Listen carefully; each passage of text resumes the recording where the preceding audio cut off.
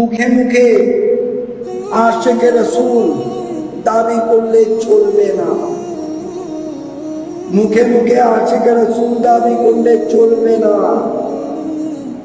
আল্লাহ রসুলের চরিত্র আমাদের ধারণ করতে হবে।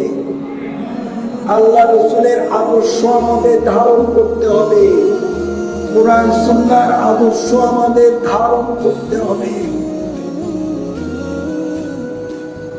তাহলে ইনশাআল্লাহ আল্লাহ আমাদের প্রত্যেককে মুমিন বলে স্বীকৃতি দান করবেন।